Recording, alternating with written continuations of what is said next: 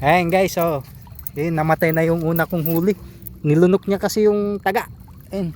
But tapon natin dun. Ayan yung pangalawa. Pabawasan natin ulit ng buntot ito. Lunok ba? No. Hindi, nasa ano lang. Yan, sige, tingnan mo na. Pero huwag mo pakita sa video. I-post mo yan.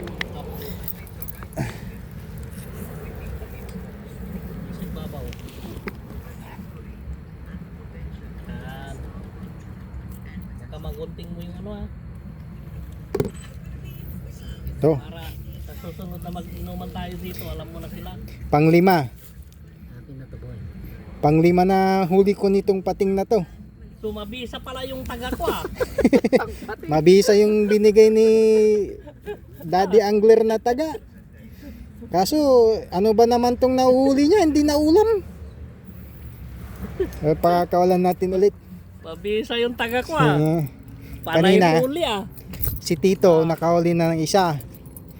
Ako, 5 na, pang 5 ito. Uy, muwi na kayo dun sa malalim.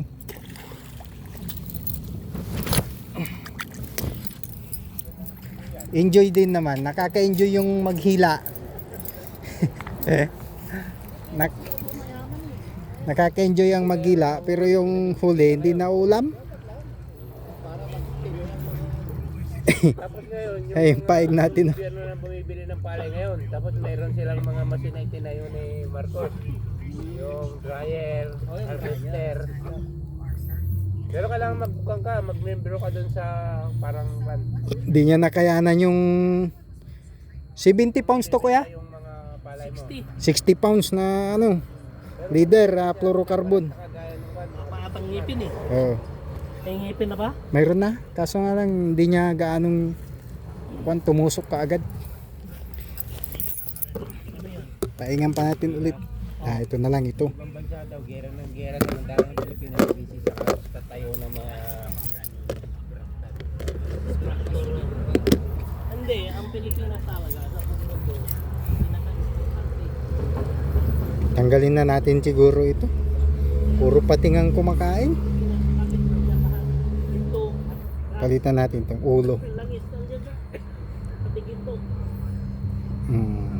Malang araw yan, pagkakawayan ng Pilipinas. Yan.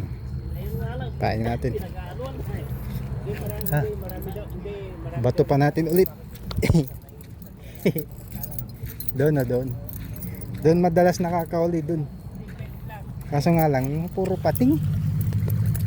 Ugas tayo, mabaho yung ano, malansa.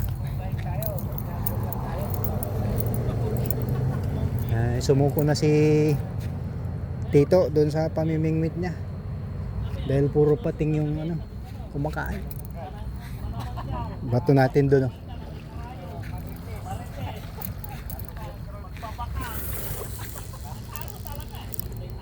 Sobra.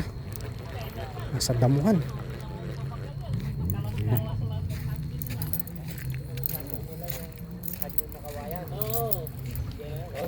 Ito yung ginawa nating stand. Mabisa yung stand natin. Puro huli. Saan yung isa kay Noel, oh. Saan yung isa dito? Tinanggal na pala. Dalawa na lang nakababad.